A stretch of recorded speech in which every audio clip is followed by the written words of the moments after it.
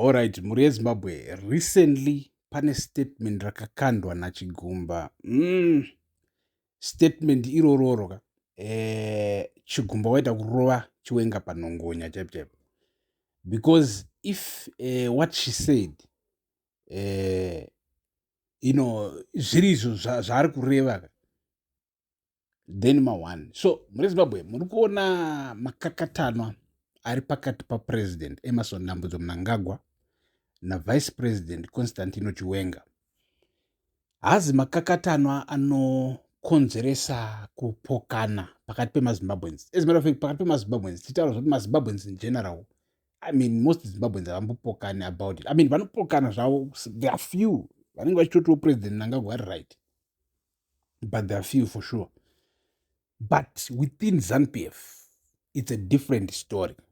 Within ZANU-PF, it's a completely different story because chinoitika muZANU-PF ndechekuti kana uri muZANU-PF, it's either you are part of the leadership. And if you are part of the leadership, it's either you are there for the money or you are there for the real ambition to keep climbing and end up being the president. And these are two things. So, varipo for varimo mukati for these two different reasons. Now, their leaders, Chiwenga and Mnangagwa, they are now having this problem yekuti Mnangagwa akuda kuita stay in power, Chiwenga achida kuita take over nenguva yakabvumirwa muconstitution. Anditi right muZimbabwe zvakamira zvakadaro. Now kuma members of this leadership in ZANU-PF who are getting paid, and vamwe vavo they are there just for the money, vamwe they are really ambitious to keep going up. Anditi now Chiwenga is historically known kuti mfesi uyu came through the military. He's just military. And Mnangagwa, on the other hand, not really, yes, he was military back then, comrade, sure, but as of right now, he's more of a politician. And he's been vice president, remember. So, zvakamira zvakadaro. Now, kumunhu akaita saChigumba, anenge achitarisa these two. Oona zvaaona. And then Chigumba zvaakataura, regai ndizvi, right, Chigumba akataura kuti iye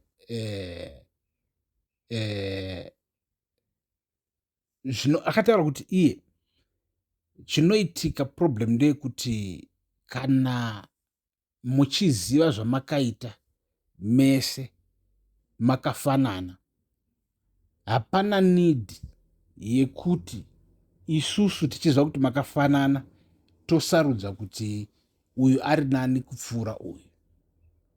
Handiti akaenderera kumberi muri Zimbabwe achitaura iye nezvenyaya what is buried. So when she talked about that what is buried,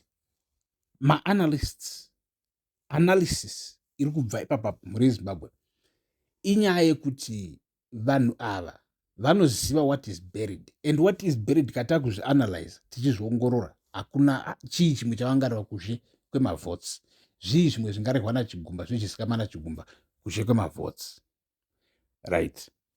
So muri Zimbabwe kana iri nyaya yekuti right mavotes vanoziva zvavakamaita vakamabika sei, maresults vachibika maresults, now Chigumba ari kuti iye there is no need yekuti iye asapote Chiwenga rather than Mnangagwa, because vakangofanana. Kubvisa Mnangagwa tichisa Chiwenga, Chigumba ari kuti it's the same thing. And so in other words, she is in support of Mnangagwa, or she's showing some support to Mnangagwa. And now muri Zimbabwe tiri kunzwa the reaction iri kubva kuChiwenga faction within ZANU-PF. Reaction iyoyoyo iri kutaridza kuti boys harisi kufara, and riri kutaura kuti iro what happens in government is directly as a result of its leader, not kuti kwanzi vice president Chiwenga can be given mhosva dzaMnangagwa. Muri Zimbabwe muri kuibata here nyaya iyi.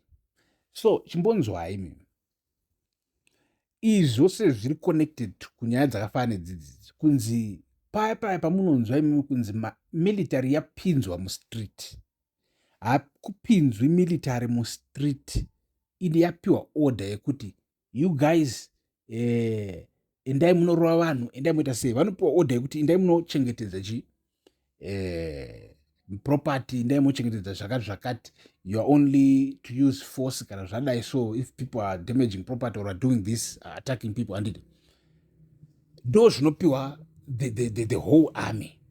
Asi zvakamira zvakadaro, for example, President Mnangagwa vanogona kuenda kune imwe one unit yemilitary kana kuti rimwe timu ravo ravanozivana naro, vosvika vaudza kuti vakomana imimi ndikuda kuti munoita example, handiti indai munoita example. So izvozvo zvataurwa napresident izvi zvenge zvisinei nana general Matatu, nana vice president Chiwenga, nana chii, handiti.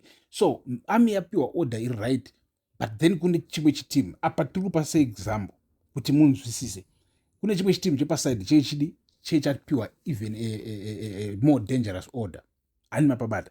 So at the end of the day, kana imimi maakuda kushora vana Chigumba iri timu Chiwenga, from what we have heard from my comrade, handiti kuti kana maakuda kushora Chiwenga for the bad things that happened under Mnangagwa's command, under Mnangagwa's leadership as the commander-in-chief of the Zimbabwe Defense Forces, mukadaro muri wrong. Musabatanidza, musati Chiwenga naMnangagwa vakadi vakafanana.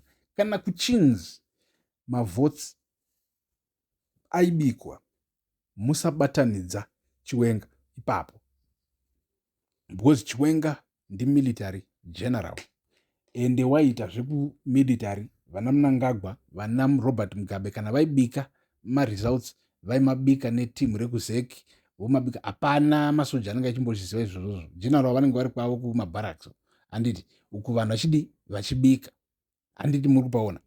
So if this is what is happening, if it is true, then timu Chiwenga riri kuti Chigumba ngaasiyane naChiwenga. Chigumba ngaarege kubatanidzira Chiwenga muhutsotsi hwavakaita voga.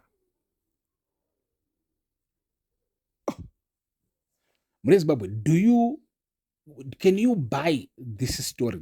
Can you buy kuti Chiwenga anodaro ari innocent? And even Mnangagwa, from what Mugabe was doing, Mnangagwa might be innocent in some of the things if he... But problem ndekuti President Mnangagwa, now that he is the president, hatina kuona change muZimbabwe in governance. The same exact style yaingotungamirirwa nyika nayo naMugabe is the same exact style irikushandiswa naPresident Mnangagwa, even a little bit worse in terms of intimidate vanhu, in terms of kudii, handiti. So you see kuti President Mnangagwa probably vanga vatori neinfluence muhutungamiriri hwavaMugabe. So muri Zimbabwe, chatinoda isusu ipeace.